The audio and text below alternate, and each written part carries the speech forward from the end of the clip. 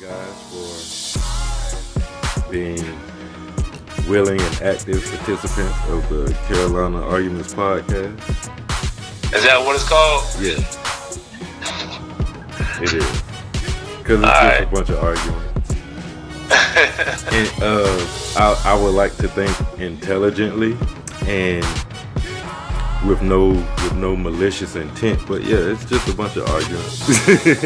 Because everybody has a point, everybody has a perspective, and one of the things for me that makes good conversation is seeing two different perspectives go head up.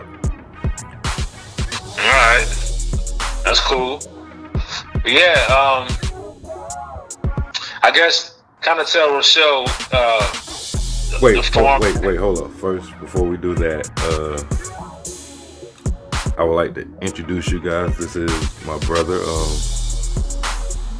Excuse me. You guys introduce yourselves.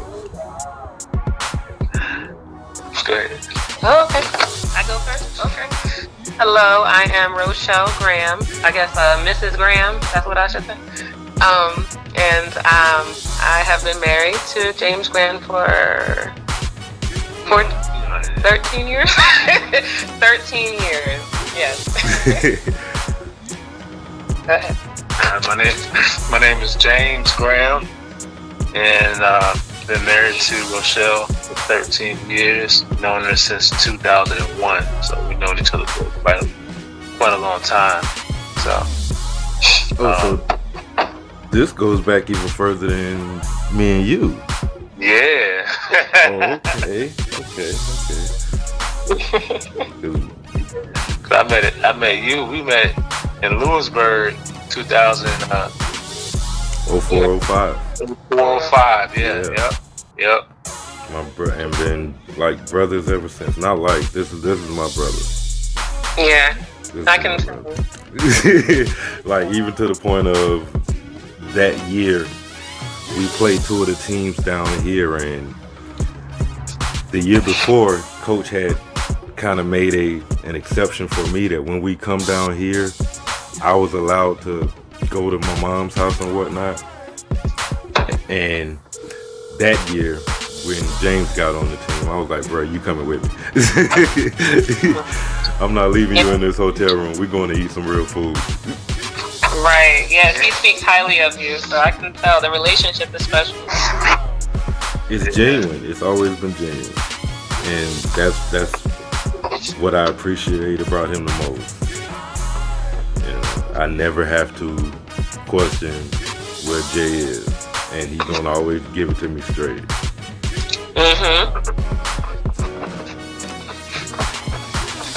So I wanted to speak to you guys because at 36, I've been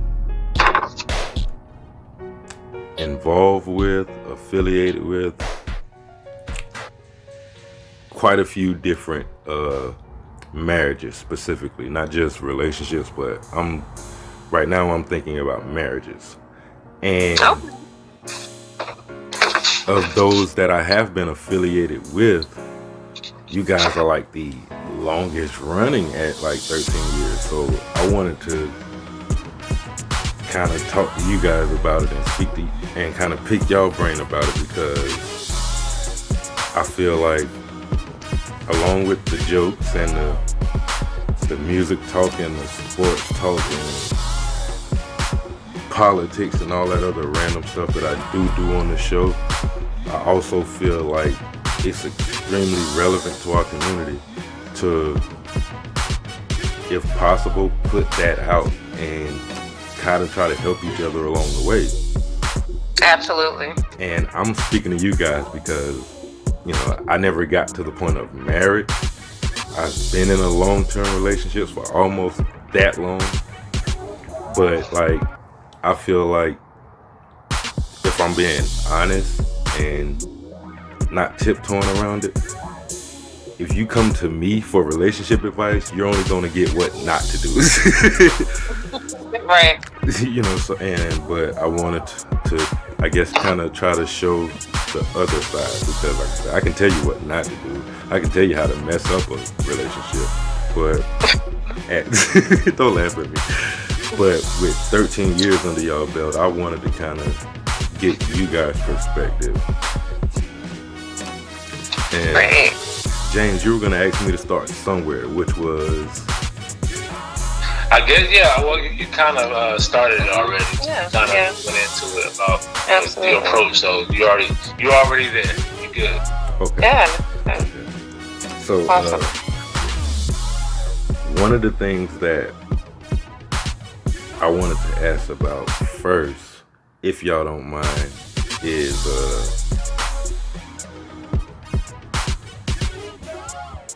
how does that happen? How does that work? Like 13 years of waking up looking at the same person every day and every night. Like how do y'all make that work? With You that, talk about what your uncle was yeah. So I'm gonna start off by saying this, but I got a story for that. That you say that. So my uncle, right? We got married in 2007. 2008. 2008, excuse me. So we saw him right after we got married, right after we had Jameson. Went to the hotel, and at the time we didn't know. We didn't have Jameson.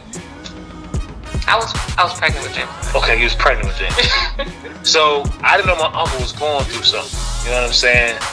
But we just got married. He said he came to the hotel like, look, man, you ever get tired of seeing the same old thing? Eating a hot dog all the time? Don't you ever want a piece of steak?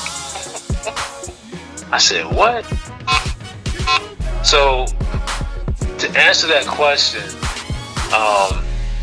it takes more than looks, and it takes more than wanting something different. And I guess when you want something different, you gotta be what's the thing for it? You gotta know what comes with that. So with that question, with that question, it's easy for me because you know, she's a Gemini, so she got and she asked you those hard questions that most women ask. Do I look good in this? I'm like, look, you look good in anything. Right. You know what I'm saying? Like, she got different personalities. Yes, you do. Different. All women do. Yeah, all women do. But she got some. What times that by 2? Yeah. So I can honestly say I'm never bored. You sound crazy. That's awesome. You know what I'm saying?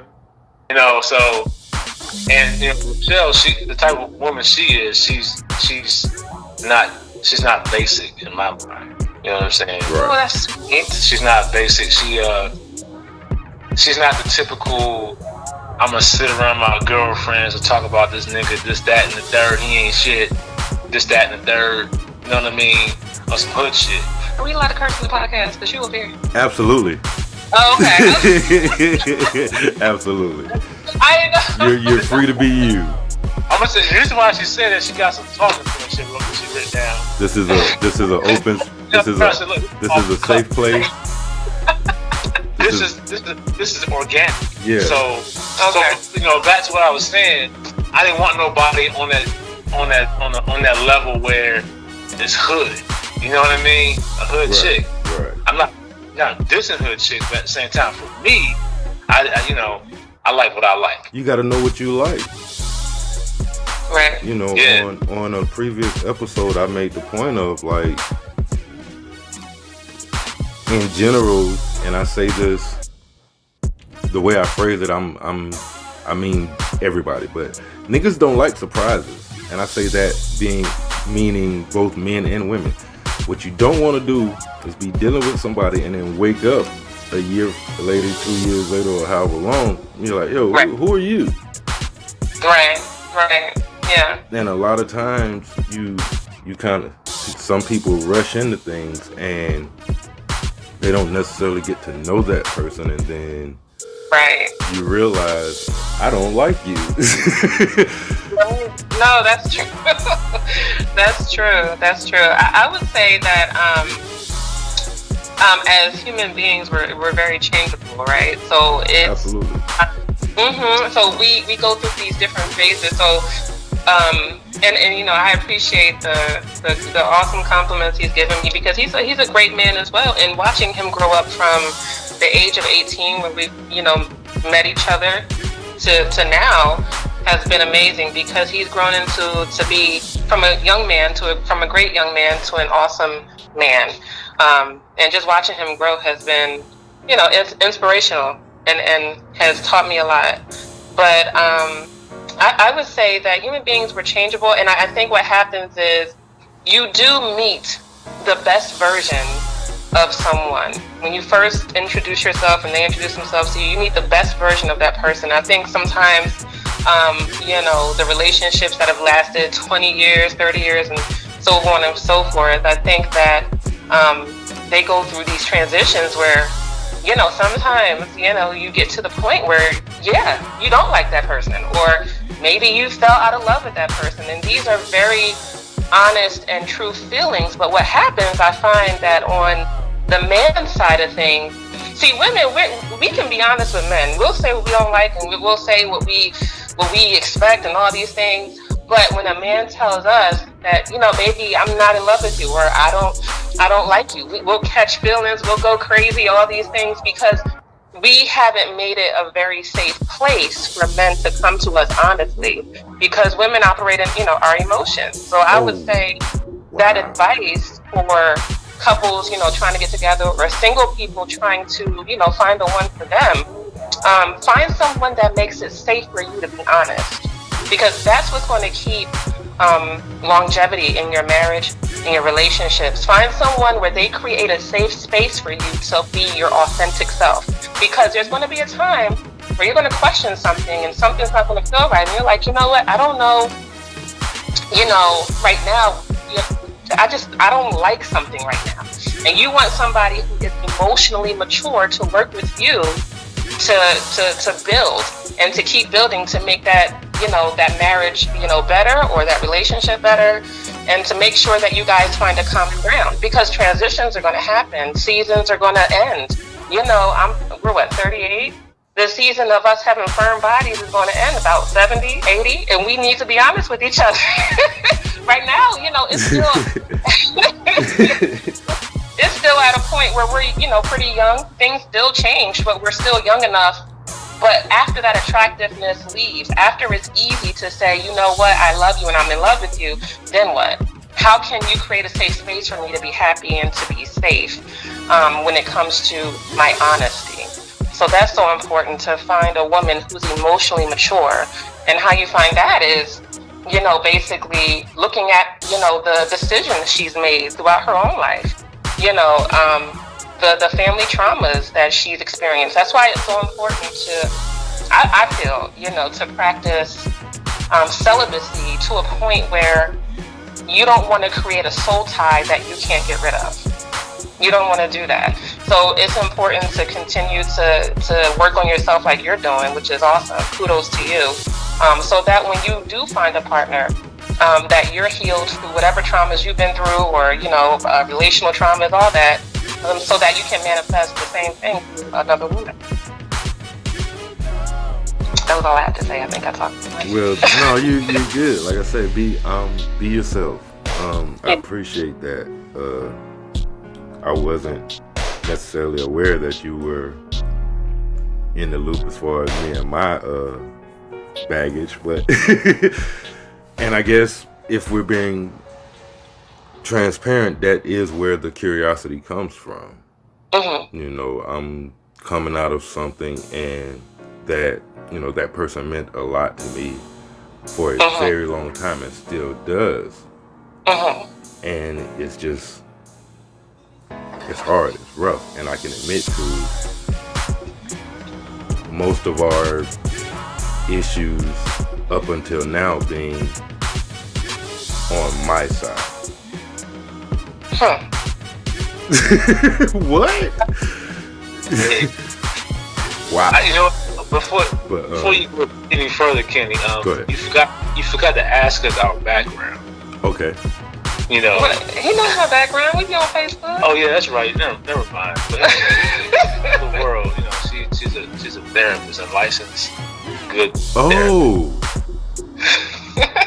I was about to say, because, you know, Kimo, we've been on, you know, you see me post and all that kind of stuff, so I'm pretty sure you already knew that. Absolutely. No, yeah. I didn't know. I didn't know that. I didn't know that. I was totally out of the loop. See, you mean to tell me I could have been getting set? I've been fiending for therapy sessions, and I could have been talking to you. Listen. Absolutely. I did not know that. Yeah. I did not know that. Now I know. Okay, so that just adds a whole nother layer to this thing then. Yeah, it does. A lot more layers. Right. You know, dig deep in those layers after a while. Yeah. Start peeling them back. It's important to, I would say for me as a therapist, what I think might be annoying for James is me trying to overanalyze. Therapy mode. And I don't mean it. I don't mean to do it, but it's a part of me. So I've learned another thing that what keeps marriages or relationships healthy is to instead of analyzing the other person, because we do a lot of the pointing the finger a lot. You know, sometimes in relationships as human beings, we do that as a natural thing to do. But it's so important that I've realized, you know, just getting older and getting more mature in our relationship is pointing the finger at myself and holding myself accountable. Because it's so easy to see where somebody else is doing wrong. But I think that holding myself accountable, not only as somebody in a relationship with James, but just as a woman, and am I catering to him or submitting to him in such a way where he needs me to? You know, and if I'm not, you know, who taught me how to be a wife? I got to go back all the way there. Where did I see examples of being a wife from?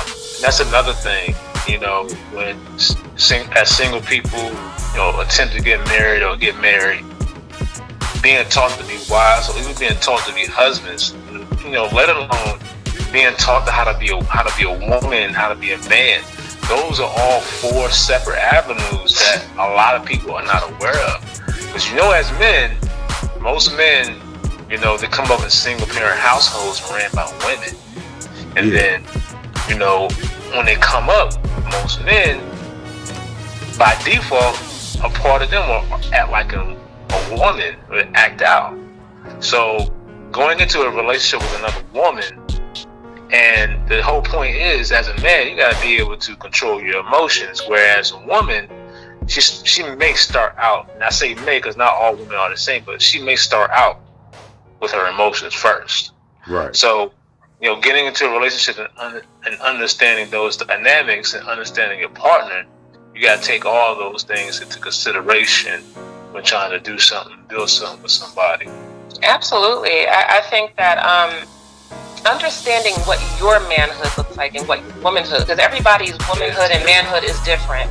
And it's not one linear way of acting or being. Okay. But knowing what works for you. Almost like what has been normalized, like what you're around and who defines you as a man, or, you know, the certain roles a man or woman is supposed to fulfill. So it's almost like, you know, recognizing not only the family dynamic, but also your own family dynamic, but also the environmental dynamic that you've been around for a while, to, you know, the dynamic of which you're taking notes of trying to find out manhood and womanhood. And I think that's where, you know, not only intuition, but the idea of knowing yourself, knowing thyself, and then also getting to a point of recognizing what was traumatic, what isn't normal, what has been normalized, and what doesn't work for you. So it takes a lot of healing, because I think a lot of us, including myself, have come from backgrounds that were unhealed, that were kind of traumatic, and I didn't know it until I got out into the world and got out of my own little box and left and realized that my normal wasn't working for me, or my family's normal wasn't working for me. You know, so you got to get to a point of, you know, that's that intuition and wisdom and getting to your higher self, and that takes work. Getting to know yourself and building a relationship with your higher self takes work, as getting into a relationship with a person takes work. And I think what happens in relationships and marriages is that people are not willing to work beforehand, before they get into a relationship. And they're definitely not willing to work during the relationship. So that's where you find your manhood and womanhood. The work, healing yourself, and that's how we break those generational curses. And you know what she just said, when a couple, when they are at a place of unknowing or knowing what to do, what she just mentioned, basically the inner works of what you need to do to get to a certain place. Because a lot of us, when we get into an argument or get to a space between man and woman, we don't know what to do next. Some trauma show up. We, you know, and what happens? It goes to the basic human reaction mode: either fight back, flight, or freeze up. Mm-hmm. That's just standard. Every human being will act like that because if they're unhealed. And once you start to realize, okay, I have to control something. I have to control this. This is not good. Before you get into a marriage or a relationship, when you understand that about yourself, at least you start off in a good place, a good foot, and just knowing the other person, understanding where they're coming from. Because a lot of men, you know what? The only men that I ain't gonna say only men, but where we see the places men understanding that by default, you know, your pimps. You know, they understand where that woman is. They start off in the mind of a woman. Yeah. So just, you know, taking that template, not using the tactics that were used, but understanding from a man and woman standpoint, you know, his triggers, you know, her triggers.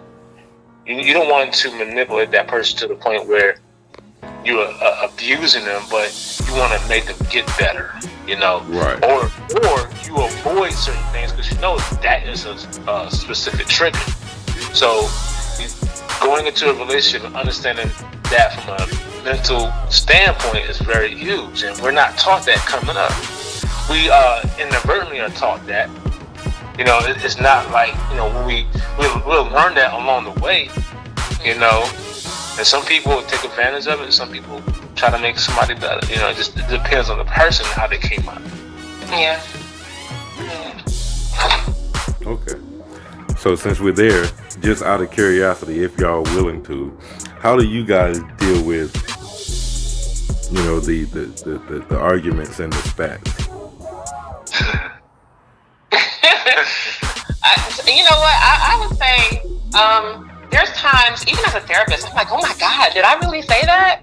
Like, I can't believe I was that toxic. You know, I'm just being forthright and honest. You know, I'm a human being. But, you know, the arguments and spats, I would say that, you know, in our relationship, and I mean, we've known each other for 20 years, you know, there's times where I've hit below the belt. There's times where he hit below the belt. And then I believe as we've gotten older, you know, we've matured a bit, but, you know, how we deal with that, it's basically, you know, knowing each other's triggers and, you know, coming to a solution. Because to be honest with you, at this point, especially me, I embrace healthy conflict, because you have to recognize what's wrong in a relationship in order for it to get better. I embrace healthy conflict. I think conflict is good. I think what happens in some relationships is like, you know, oh, conflict is bad, because what we see from our own parents is the bad parts of conflict, where there's hitting and fighting and cursing and yelling. And so we take that into our relationships, and we take it outside the home to our jobs and everything. We try to avoid conflict when we really should be, you know, tackling the problem head on to come to a solution. And healthy conflict looks like compromise, talking it out, coming to a solution, and making, again, like I said before, a safe space for people. So, you know, we try to do that. Do we get it right every time? Absolutely not. But we try to keep it as authentic as possible. And here's the solution to it, to be honest with you. Cool heads prevail. How we dealt with it, to be honest with you, it's like a boxing match. It'll happen, the fight, the argument will happen. We'll come back, we'll sit down. It's almost as if we're looking at a screen or recording of what happened and identifying, okay, we can't do this. Our kids are here. We can't do that because, it'll send us to a certain mental space and we get out of hand. Every time, what I notice, when I get out of hand, it's not good. Because at the end of the day, when a man gets out of hand, what happens? The woman will call the cops, and the cops will tell him to come get that man, and that man will go to jail. He got a record, and don't let nothing happen to the kids. It's a wrap. So when a man ultimately gets out of hand, and that man don't know his rights, don't understand the system is automatically built against him. So as a man, you do have to recognize your emotions and do your best to control them. Walk away. And again, to the point she made, this is what I had to learn. You can't avoid conflict. Because out there in the streets as a man, I'm gonna nip conflict in the bud before it gets there. But when it comes to a woman, it's like, I'm trying to avoid this. I ain't trying to get an argument. Right. Let me just get out. Let me just walk away. Usually men will walk away. That's not good all the time. I should say, only time you should walk away, if you made your point and you stand on it, and one or the other still gets out of hand, that's when you walk away. Walk away, make your point, and walk away, but come back. You know what I'm saying? Because if you don't come back, it's like, oh, he said F me. Fuck that. I ain't trying to be. It gets out of hand. But if you stand on your ground, man and woman, you stand on your ground, make your point, and it still gets out of hand, walk away. Yeah. Come back. You know what? It's funny. Including myself, I'm not perfect at all. But I've worked with, young ladies and women, and I've noticed when conflict does arise,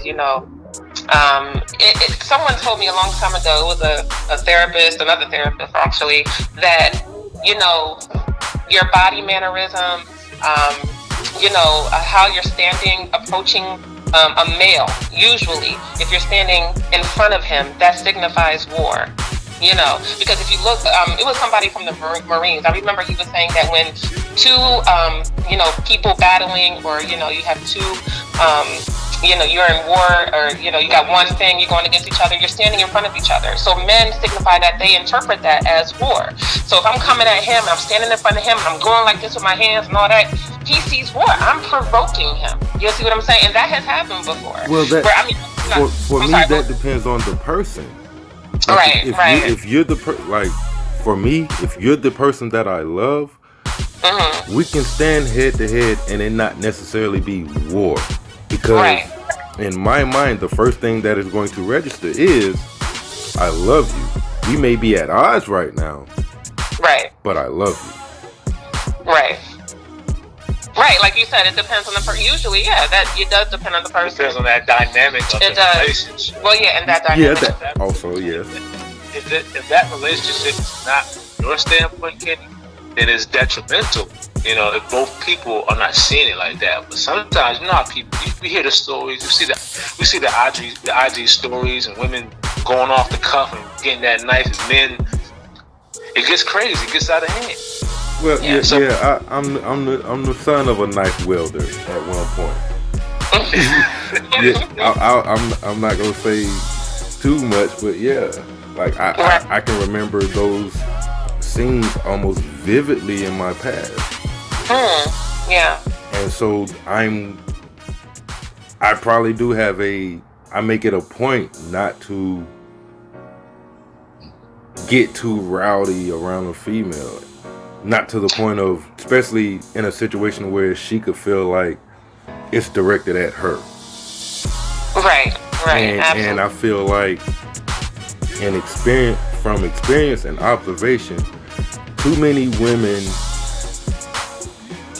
interpret, okay, let me take a step back and reset and then address this to, oh, well, you're running away. Yeah. Mm-hmm. Yeah. there's a lot of that. You know, I think that knowing the person you're with and also recognizing what's toxic and what's not. You know, we talk about, and it's been in news, media, and all that kind of stuff, toxic masculinity, but there is a lot of toxic femininity too. And I think that hasn't been brought up as much. So recognizing what's actually toxic, because there's times where I think that men need to walk away and stay away. I'll be honest with you. You know, because the situation has been too toxic for that man. You know, so yeah. Okay, cool.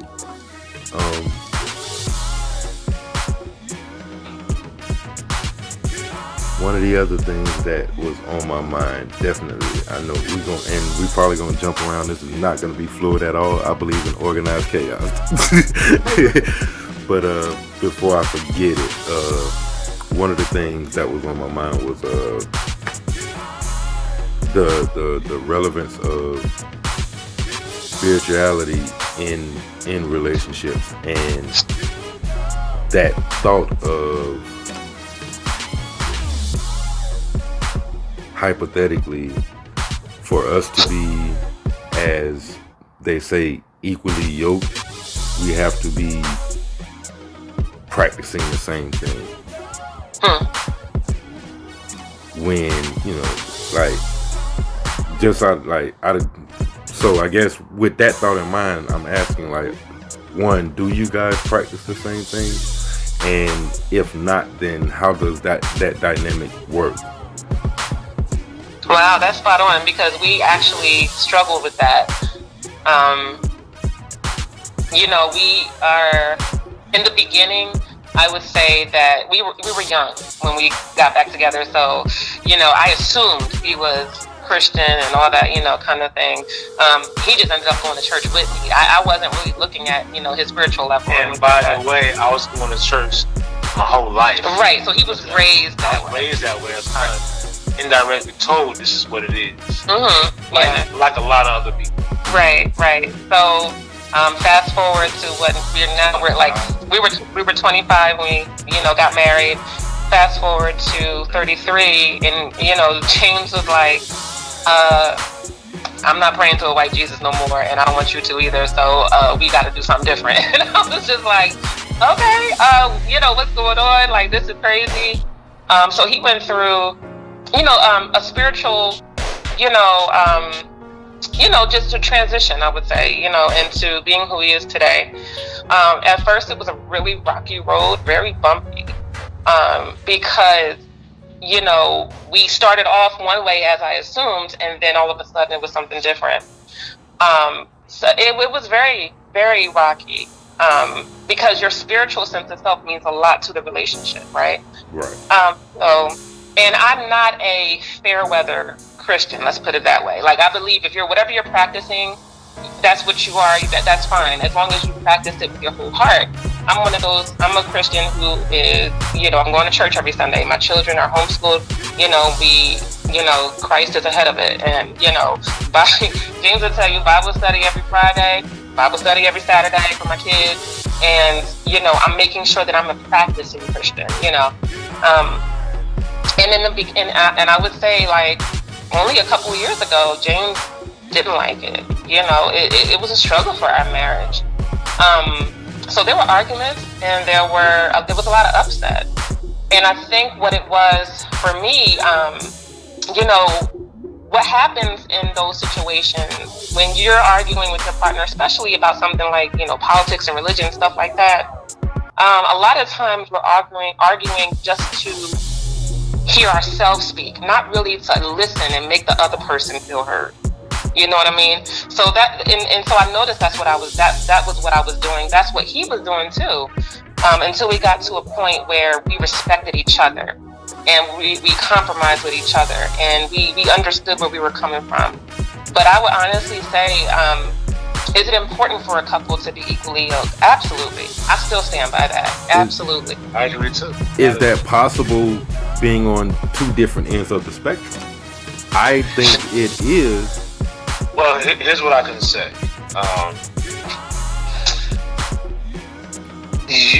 when it comes to spirituality, man and woman has to really understand what it is, because it's really more than just going to church and sitting in the pew. Yeah. It's more than just praying to 3 different guys, or if you do that, it's more than just it ain't that. It's a relationship. It's really it goes back to what we talked about early on when we started out. It goes back to the internal issues and internal bad and internal good stuff about yourself. Once you start to understand religion and spirituality, you really understand it. And you're not trying to be out here trying to convert people. Right. You're really trying to help them and get better, even from a Christian standpoint. But see, if that's you're not trying to convert confusing. people, it gets confusing because as a Christian, you're supposed to spread the gospel, right? Yeah, right. There's a certain, again, that goes back to basic communication and understanding people's cues and when they want to be talked to, when they don't want to be talked to. And again, going back to understanding spirituality and religion, when you fully understand it, you fully grasp it, and it's really about no matter what walk of religion that person is in, if that person is hurting from an intimate standpoint, and you don't see that, which I didn't. I didn't see what I was doing. I was so enraged from the information that I found out. Right, because as me and you know, dealing with that set of information, one of the parts of that transition is being upset. Yeah. In the beginning, right? And you know what? Because also, a little side note, when you're transitioning like that, and you're in a mode of upset and always ramming some information to somebody, some people, when you go to the next level in things in life and business, and now we're just speaking about spirituality, being equally yoked and everything. When you're always at that level of anger, you're not going to the next level, you're stuck. Yeah. And I went through a transition where I was upset and I was hurting her, and I didn't communicate to her of what I really wanted to do. I didn't understand what I was doing.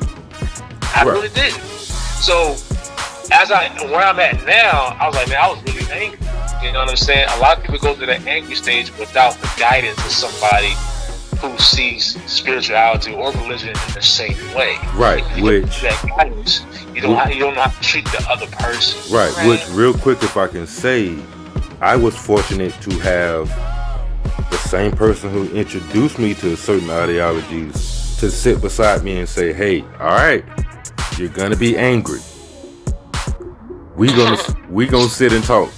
You know what I'm saying? He was there for me. Because I'm not just gonna let you sit here and be angry and then go lashing out. I'm not gonna let you sit here and be angry and cry all day. You can't save everybody. And I think, James, dealing with that, you can't just go ramming that down people's throat willy-nilly. Yeah. Right. Yeah, vice versa. Like that, and the thing is too, it's like my background helped me to understand where he was coming from, because I was raised in the Nation of Islam to a certain extent. And so, and then I went to a Catholic school, and then I was raised around people who were Orthodox Muslim. So it was like, I had this very diverse setup in my life, and I wasn't raised a Christian at all. I was, we didn't do the church and all that kind of stuff. So it helped me to understand where he was coming from, but how he was treating me was a very different ballgame. And my delivery was all off. Yeah. Right. So I guess to answer your question, can two people practice different things? I was told yes. And I guess the answer of how it's done is understanding the whole goal of healing. It's really healing and having a spiritual sense of a spiritual understanding, like recognizing, if I say this, she did that and reacted this way. Right. She cramped, or she went left. You could feel it in the air. And let's be real. You can have two Christian people who are unequally yoked. Yeah. Let's be real. I know that. You can have two people. If James was with a woman that believed exactly what he believed, would they be equally yoked? Maybe, maybe not. But equally yoked, it's like, what does that even mean? Does it mean you're practicing the same religion, or does it mean you have the same values? Because I know a lot of Christians, I don't have the same values. I feel like a lot of people are just taking it to mean we're practicing the same thing. Right, and yeah, it's deeper than that, because the values, your core belief, your values about things, that's what equally yoked means. Yeah. How you treat people, how you treat your family, you know? I look back, and yeah, again, I'm kind of drawing from experience, but I look back, and it's like one of my points was we on two different ends of the spectrum, and yet simultaneously you dislike what I'm doing, but a lot of the things that you like about me comes from that. Right. Right. Yeah. Again, when you say, two different spectrums, it's the same thing, but it's a slight difference. Right. You ultimately want to get to the same point. I think me and James, we weren't equally yoked in values. Just to be clear, I believe that our arguments and our miscommunication and stuff like that, it wasn't about what he practiced, because I've, a long time ago, I've dated other people from different religions, and it was fine with me. But I think there was a set of being unequally yoked in values for me. You know what I mean? So I think that's so important, because all religions really lead to the same thing. I think spirituality means peace, having a certain peace about yourself. And I feel that if you're not a totally, a healed person, if you're not a loving person, and if you're operating out of anger, those values didn't match with mine at the time. Yeah. And the one, when people say, being yoked, or how these two, man and woman do this, I always think about that show, Lackawanna Blues, when the dude was narrating, and he said, the man and woman, you can't get in between what these two people do. There's always there's an understanding. It's always an understanding, like the whole Will and Jada thing. That's an understanding that Will and Jada had. You know what I'm saying? But everybody else was putting their 2 cents in and trying to make it seem like, oh, you shouldn't be doing that, Jada, or you shouldn't be doing that, Will. But at the end of the day, it's none of their goddamn business. Right. It's none of their business how they go about with each other. As long as those two are happy, it's none of nobody else's business. And that's the other thing. When you start bringing other people in your business and have other unequally unleveled people that do not know especially people that if they don't have a man or don't have a woman, if they're not married or they're unmarried, and you speaking to somebody who's unmarried, they're gonna come at you from the standpoint of they're unmarried. They're gonna give you advice from an unmarried standpoint. You made a good point, because Will and Jada, Jada said something a long time ago that people took out of context, I think. It was, I'm not responsible for Will's happiness and he's not responsible for mine. And so a lot of people were like, oh, these people are, I'm not here to make you happy. Right. You gotta be happy. You're right, and you gotta have joy, right? Because happiness is situational. You gotta have your own peace and joy. So I think that in our culture, I can love you to death, but if I'm not happy, there are gonna be issues in this relationship. Absolutely, and that's what I think. And a lot of times, that's not your job to fix. Some of those issues that make me not happy is not on you. It's not your fault, and it's not your job to fix it, and vice versa. Absolutely. You know what? Speaking from experience, myself, like working and doing the 9 to 5 thing, I was very unhappy. I was very unhappy early on, and then when I quit my job twice, but the second time around, I was like, I'm still unhappy. Like, what is that? And at that point in time, I knew I can't depend on Rochelle to make me happy, because she's doing everything and all things what's needed for a man to have to be in a relationship. But it was still left up to me to find out what the triggers are that I want to be happy. That find peace and find joy. Peace, yeah. Because happiness is situational. It's like I can be happy getting $1 million. Does that mean I have true joy? Right. Absolutely not. But true joy comes from.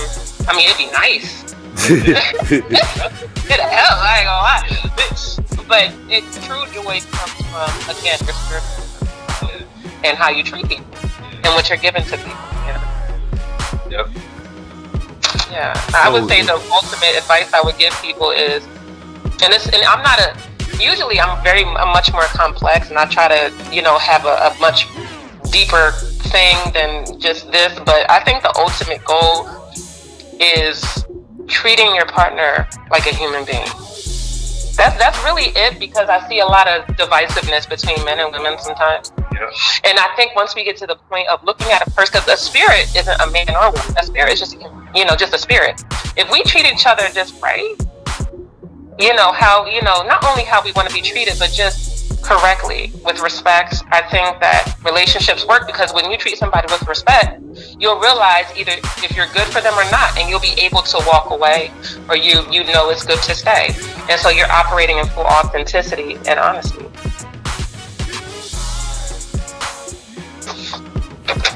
Nice, I agree. Gosh, you guys are nailing stuff down. Not really, like, because you're answering, and I'm over here trying to balance what we're doing with not letting certain stuff spill in too much. But at the same time, y'all are pressing buttons, which I appreciate. It's good. It's awesome. I like it, because, like I said again, the motivation is for the information to get out. That's awesome what you're doing. I mean, I think that catering, because this is kind of what this is what you do for the community, basically, where you live. I mean, and all that.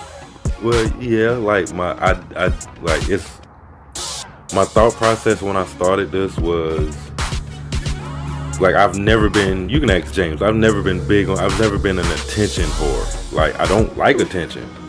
Right. Like, if I can walk through a room and nobody be aware of it, that's my ideal walk through a room. Like, I don't like attention, but at the same time, I understand that I'm putting myself in that way, in the way of that, because of, I guess, a sense of a bigger end game. Like even when I started rapping, I didn't start rapping because I wanted to be a famous rapper. I started rapping because I had a friend who I thought was better than me, but I figured, hey, if I can get attention, then I can take that attention and say, now look over here. Right. And it's kind of the same thought process. It's not as much as it's my show or da-da-da-da. That's why I named it what I named it. This is about my community, Carolina.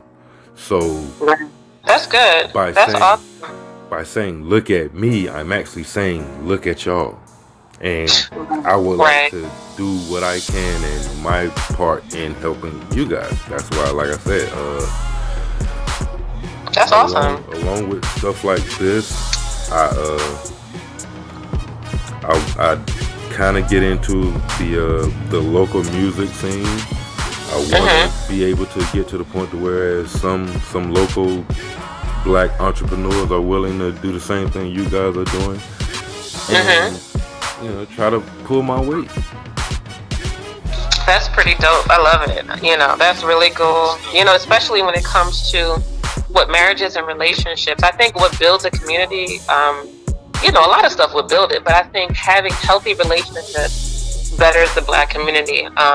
Because in our children, we take from our parents how we solve conflicts. Right. And so, we want to be consistent with each other, man and woman, to see more, black love in a sense, so that they can take it out into their community and build a stronger one. I absolutely do.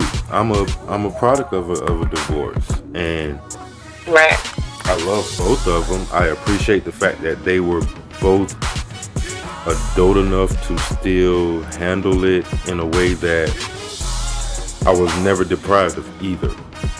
That's awesome. So much to the point of, I think at 13, then an agreement was finally made. Okay, you go live with him now. Right. Yeah. You know. Right. That's And right. so, but like, you know, to be honest, I'm touching on something that I'm afraid of because I'm a product of a divorce.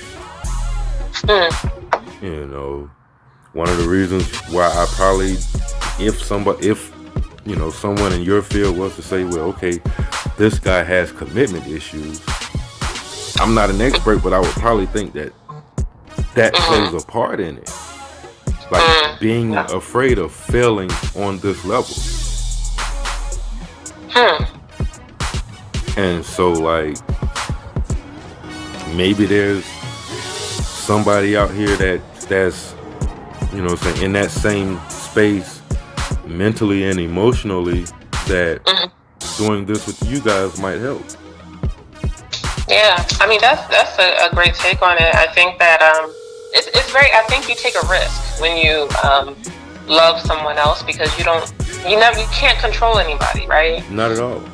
It's hard. You can't control anybody, but I think what helps me is the idea of the present moment is the only moment that I can control.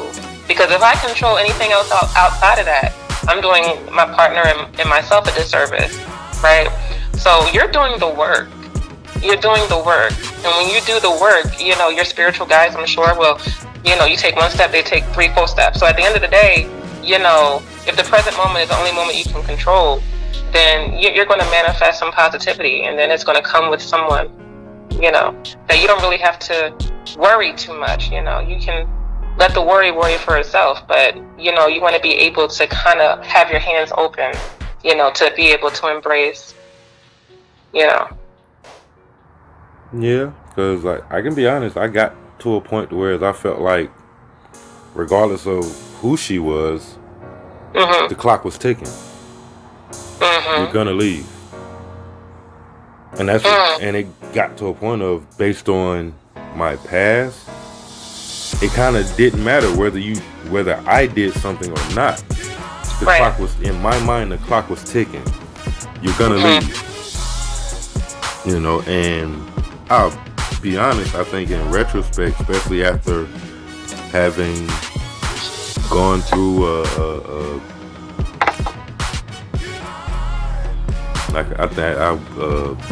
couple months ago in October, I went through I want to say about a month of therapy once a week.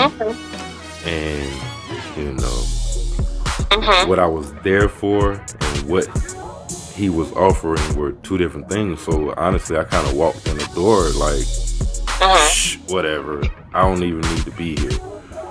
Gotcha. And, you know, an hour in, I started sitting in the back of the room. An hour in, I had them moved up.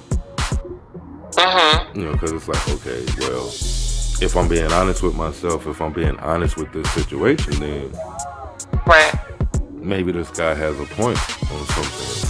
So it kind of opened me up. Right. And like I say,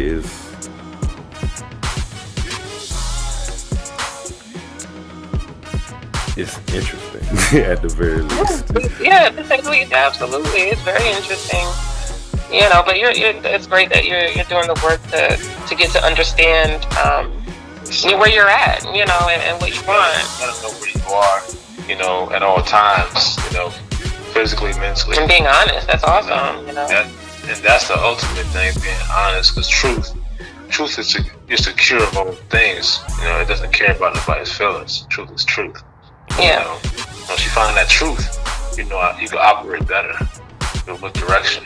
Yeah, and I think sometimes, you know, we do things that feel comfortable to us because we're so used to operating in that core belief. So, what is that? You know, I'm pretty sure you heard the CBT method. If you've been in therapy, so cognitive behavioral therapy.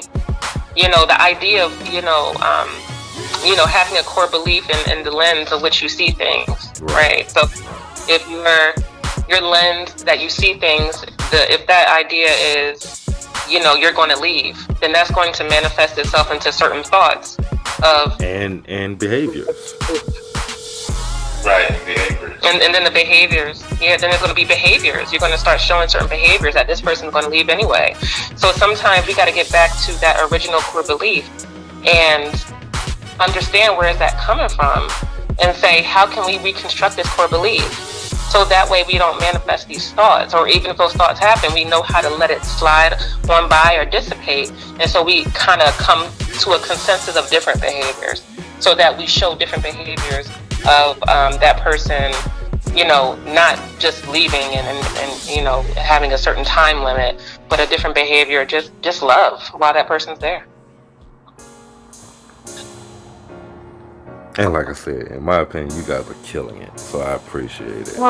Thank you, because we go crazy sometimes over here. Like, look, what's your therapy name?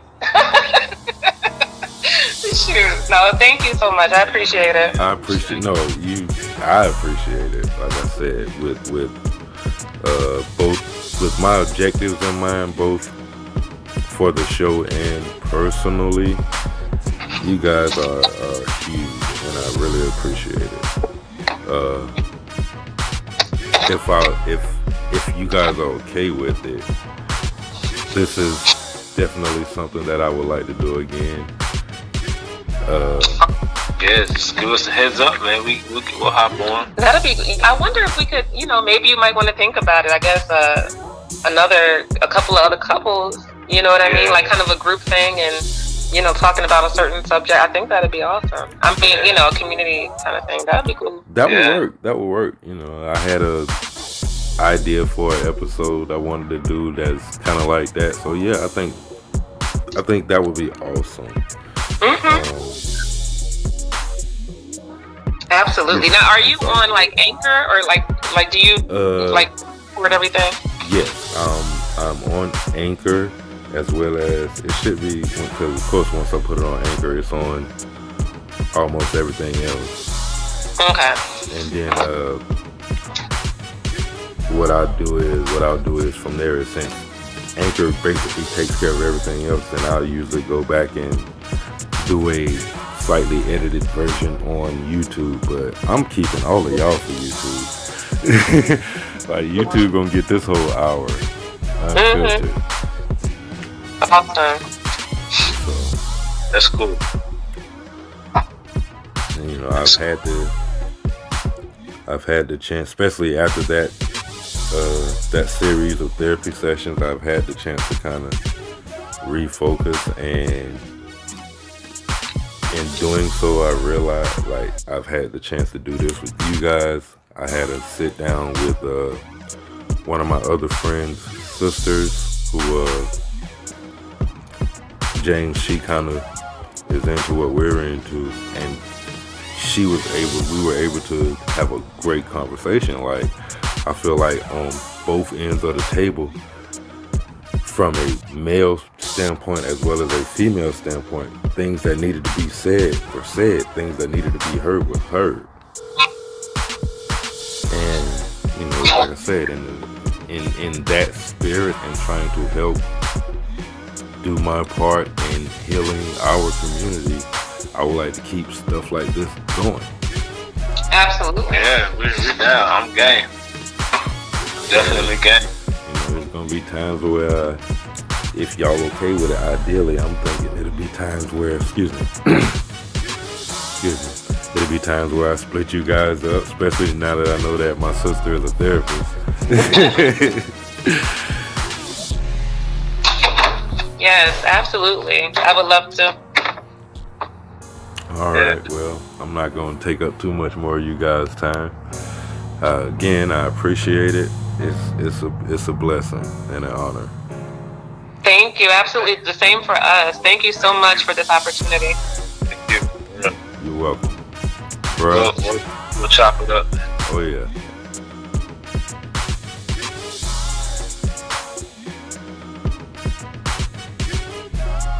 Woo!